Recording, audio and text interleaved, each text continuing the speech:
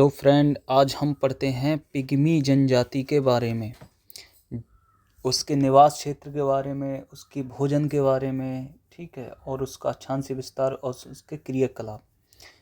ये जो है पिग्मी जनजाति, ये हमारा बीए सेकंड सेमेस्टर में ये टॉपिक है जनजातियों में, जो कि विश्व जनजातियों में है पिग्मी जनजाति, जो कि बरेली में जो एमजेपी यूनिवर्सिटी है उसका सिलेबस है ये। और विभिन्न प्रतियोगी परीक्षाओं में इस तरह से जनजातियों में जब पूछा जाता है, जैसे पिग्मी जनजाति का प्रश्न आएगा तो इसमें से जरूर तुम्हारा हो जाएगा। ठीक है, अब हम देखते हैं पिग्मी जनजाति के लिए। तो इसका निवास क्षेत्र के बारे में हम जब बात करते हैं तो ये कहाँ रहती है? अफ्रीका में। ठीक है, अफ्रीका में ये निवास करती हैं। तो हम देखते हैं अफ्रीका में भी ये कौन सी जगह रहती हैं। ठीक है, अफ्रीका में भी ये कौन सी जगह ये जनजाति रहती हैं। तो ये है 0 डिग्री अक्षांश, ठीक है, जिसे हम भूमध्य रेखा बोलते हैं। इस अक्षांश पर ही ये जनजाति रहती हैं। तो ये कितने डिग्री? ये 3 डिग्री दक्षिणी अक्षांश से लेकर और 3 डिग्री उत्तरी अक्षांश के मध्य रहती हैं। ठीक है, ये जो है इसके मध्य ही ये जनजाति ये रहती हैं। अगर हम बात करते हैं कि इसमें कि ये जनजातियां इसके मध्य कौन कौन से देशों में रहती हैं, तो यहाँ पड़ता है एक जिसे गेवोन कहते हैं, गेवोन। ठीक है, फिर बीचों बीच में यहाँ कांगो, यहाँ एक नदी भी है कांगो, आगे मैं बताऊंगा। कांगो नदी, कांगो नदी की घाटियों में ये रहते हैं। ठीक है, ये कांगो देश है। और यहाँ है एक और जिसे बोलते हैं युगांडा। ठीक है, युगांडा देश। और आगे ये पापुआ न्यू गिनी जो द्वीप है, वहाँ भी इनकी उपजाति रहती है। फिलहाल में हम देख रहे हैं। ठीक है, तो हमने देखा जैसा कि ये जनजातियाँ यहाँ रहती हैं। तो हम आगे इनका देखते हैं। ये दुनिया की सबसे नदी की बात कर लेते हैं हम पहले। तो नदियाँ कौन कौन सी हैं? जैसे इतुरी नदी की बात करते हैं हम। यहाँ कौन कौन सी नदियाँ हैं जहाँ ये रहते हैं? इतुरी हो गई, ठीक है, और ये ओग नदी हो गई, ओग, ठीक है, अरोबनी हो गई, अरोबनी, कांगो, और कांगो को ही जायरे बोलते हैं। ये जो नदी है जायरे, ये भूमध्य रेखा को 2 बार काटती है। ठीक है, इसकी ये मुख्य विशेषता है कि कौन सी नदी भूमध्य रेखा को, अफ्रीका में ये कांगो नदी भूमध्य रेखा को 2 बार काटती है। फिर हम देखते हैं आगे इनके लिए। यह दुनिया की सबसे नाटे कद की जनजाति है। जैसा कि हम देख रहे हैं ये कितनी छोटी है। ठीक है, नाटे कद की जनजाति है। तो अगर इसके कद की बात की जाए तो ये 1 मीटर से 1.5 मीटर क्या है इनकी लंबाई है, हाइट है, लंबाई है, इतनी लंबाई इनकी होती है। ठीक है, इतनी कम लंबाई होती है। अगर हम बात करते हैं फीट में तो ये 3 से 4.5 या 5 फीट तक ही इनकी लंबाई होती है। ठीक है, ये दुनिया की सबसे बौनी जनजाति होती है, सबसे नाटे कद की। जैसा हम चित्र में भी देख रहे हैं ये कितनी छोटे हैं। ये हैं, ये कौन है? ये पिग्मी लोग हैं, पिग्मी जनजाति के। ये देखो, ये है पिग्मी है। ठीक है, ये मांसपेशियां इनकी कैसी होती हैं? मजबूत होती हैं। ये मजबूत मांसपेशियों वाले होते हैं क्योंकि ये संघर्षशील होते हैं। आगे हम अगर बात करते हैं इनके भोजन की बात कर लेते हैं। तो ये भोजन में ये क्या क्या खाते हैं? तो इनका जो भोजन है मुख्यतः ये मांस खाते हैं।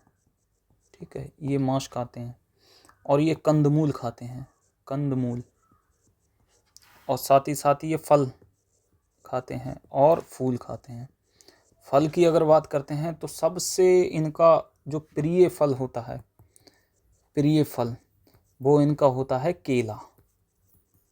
इतना प्रिय होता है केला कि ये क्या करते हैं, जो मांस होता है, मांस के बदले ये केला ले लेते हैं अन्य जनजातियों से, ठीक है, उन्हें मांस दे देते हैं और ये केला ले आते हैं। और जैसा कि हमने किताबों में भी पढ़ा है, ठीक है, तो इनके बारे में एक मुख्य विशेषता हम पढ़ते हैं, जैसे इन्होंने भरपेट खाना भोजन कर लिया है, ठीक है, भोजन ये कर लिया है इन्होंने भरपेट, तो उसके बाद भी ये पेट भरने के बाद भी ये कम से कम 50 से 60 केले ये ठूस ठूस कर खा लेते हैं, ठीक है, ये इनकी विशेषता है। 50-60 केले ये खा लेते हैं, ऐसी जनजाति है, इनका इतना प्रिय है भोजन, ठीक है। और खाने की बात करते हैं तो ये दीमक है, ठीक है, चींटियां हैं, चींटियां तक नहीं छोड़ते ये, उनका लार्वा वगैरह है ये खा लेते हैं। शहद खाते हैं, शहद कैसे खाते हैं, छत्ते सहित, जो मधुमक्खी का छत्ता है, छत्ता सहित ही ये शहद खा लेते हैं। और सभी प्रकार के ये पक्षी, जो पक्षी होते हैं, सभी प्रकार के ये पक्षियों को खा लेते हैं, ठीक है। और मछली, क्योंकि जो नदियां हैं, नदियों के घाटियों बेसिन में, वहाँ ये घाटियों में, नदियों के तटों पर ये रहते हैं, ठीक है, घाटियों में ये रहते हैं, जो कि वहाँ मैदानी क्षेत्र तो नहीं है, जंगलों में ये रहते हैं और नदियाँ पास में हैं, तो ये बड़े बड़े जो मछलियों का ये शिकार करते हैं वहाँ, ठीक है। और साथ ही साथ ये बड़े बड़े जानवरों का, बड़े बड़े जानवर, उनका शिकार ये करते हैं, जैसे जिराफ है, ठीक है, जिराफ का कर लेते हैं। और हाथी है, ठीक है, हाथी का भी शिकार कर लेते हैं। अब ये शिकार कैसे करते हैं, शिकार ये करते हैं हाथी का, जैसे इन्होंने क्या किया, इनके पास तीर होते हैं, ये देखो हम तीर बता रहे हैं, ये जो तीर हैं, इनकी तीर की नोक पर ये जहर लगाते हैं, विष, इन्होंने विष लगा लिया, ठीक है। जो जहरीले जानवर होते हैं, उन जानवरों से ये विष निकालते हैं और उन विष को ये तीर पर लगाते हैं, और यही तीर से हमला करते हैं किस पर, हाथी पर या फिर जिराफ पर, ठीक है। तो ये क्या है, और अधिकतर हाथियों के आँखों पर ये तीर मारकर, उनकी आँखों पर तीर मारकर, तीर से ये हमला कर देते हैं, ठीक है, ये हमने देखा। और इस तरह से ये इनका शिकार बना लेते हैं। फिर हम देखते हैं इनके लिए और आगे इनके वस्त्र के बारे में, ठीक है, वस्त्र, तो ये कपड़े हैं बहुत कम पहनते हैं, ठीक है, ज़्यादातर ये ताड़ के पत्ते हैं, ठीक है, ताड़ के पत्तों को पहन लेते हैं और कमर से नीचे ही पहनते हैं, नीचे वाला हिस्सा ही ये ढकते हैं, ठीक है। और जानवरों की खालें पहनते हैं ये, ठीक है, कपड़े ये कम ही पहनते हैं, ये हमने देख लिया। और साथ ही साथ ये क्या करते हैं, लौकी, तोरई, कद्दू, इनका ये क्या बनाते हैं, थर्मस बनाते हैं। जैसे ये हम देख रहे हैं, ये लौकी, इस तरह की ये लौकी है, ठीक है, इनका क्या बनाते हैं, इन्हें अंदर से खोखला कर कर इनका थर्मस बनाते हैं, इनमें पानी भरकर ये रखते हैं, इनके थर्मस बनाकर इनका उपयोग करते हैं। और हम देखते हैं इनके लिए, इनके घर निवास के बारे में बात करते हैं, घर, ठीक है, तो घर के बारे में हम देखते हैं, ये इनका घर रहता है इस तरह का ये, ठीक है, ये इनका दरवाज़ा रहता है घर का, तो दरवाज़ा बहुत ही छोटा रहता है इनका, क्योंकि ये भी छोटे नाटे कद के हैं। इनकी जो घर की ऊंचाई होती है, हाइट जो बोलते हैं इसके लिए, हाइट कितनी रहती है इनकी, तो 2 मीटर नहीं, ये 1.5 मीटर हाइट रहती है, ठीक है, 2 मीटर नहीं, 1.5 मीटर हाइट रहती है इनकी। और ये चौड़ाई जो रहती है इनकी, ये रहती है 2 मीटर, ठीक है, चौड़ाई थोड़ी ज़्यादा होती है और हाइट कम होती है, क्योंकि 1.5 मीटर से ज़्यादा लंबे ये होते नहीं, ठीक है, ये रहता है। और दरवाज़ा भी छोटा रहता है, कहीं कहीं ये बहुत ही छोटा दरवाज़ा, जैसे 50 सेंटीमीटर का भी हमने किताबों में पढ़ा है, इतना छोटा दरवाज़ा इनका रहता है, ठीक है।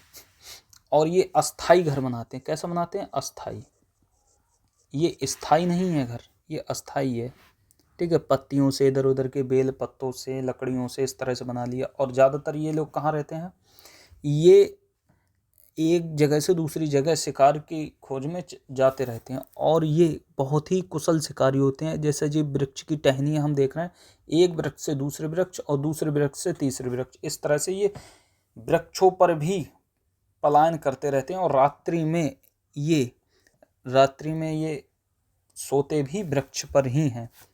ज़्यादातर ये जनजाति वृक्ष पर भी सोने में माहिर है, रात्रि विश्राम ये वृक्ष पर कर लेते हैं। ठीक है, अब इनकी बात करते हैं इनकी उपजातियों के बारे में। उपजाति तो कौन कौन सी इनकी उपजातियां हैं? तो एक रहती है, 4 प्रमुख उपजातियां इनकी हैं। पहली मूती, ठीक है, त्वा, विंगा और एक और रहती है दशहरा। ठीक है, तो ये मूती है, ये रहती है विषुवत रेखा से थोड़ा ऊपर 3 डिग्री उत्तरी अक्षांश के अंडर ही रहती है, लेकिन ये विषुवत रेखा से ऊपर रहती है। और जो त्वा है ये रहती है 0 डिग्री अक्षांश पर विषुवत रेखा पर। कहाँ रहती है? विषुवत रेखा पर। और ये विंगा है, ये विषुवत रेखा से नीचे रहती है और दशहरा भी विषुवत रेखा से नीचे रहती है, लेकिन ये अंडर कितने में रहते हैं? 3 डिग्री उत्तरी अक्षांश, ठीक है, और ये 3 डिग्री दक्षिणी अक्षांश के मध्य ही ये रहते हैं। ठीक है, और त्वा वाली है ये 0 डिग्री पर ही रहती है। ठीक है, आगे ये हड्डियों की सीटी बनाते हैं। किसकी? हड्डियों की सीटी। ठीक है, हड्डियों की है और भी कई उपकरण ये सीटी बना देते हैं। अच्छा, इन सीटियों का क्या करते हैं? जानवरों की आवाज़ निकालने में ये सीटियों का उपयोग करते हैं। विभिन्न प्रकार के क्या करते हैं? ये विभिन्न प्रकार के जो जानवर होते हैं और जो पक्षी होते हैं उनकी ये क्या निकालते हैं? इस सीटी से आवाज़ निकालते हैं। ठीक है, अब कोई भी जानवर अपने ही जो पक्षी होता है, अगर मान के चलो मैना है, तो मैना अपने ही संगी साथी मैना की आवाज़ सुनकर मोहित होकर उसके पास आएगी। इसी प्रकार जानवर भी आ जाते हैं तो इनकी आवाज़ सुनकर तो क्या होता है? वह इनका शिकार कर लेते हैं। तुरंत क्या करते हैं? शिकार, जानवरों की ही आवाज़ निकालकर। अब बात करते हैं इनकी सामाजिक स्थिति कैसी रहती है। सामाजिक स्थिति के बारे में जब हम बात करते हैं,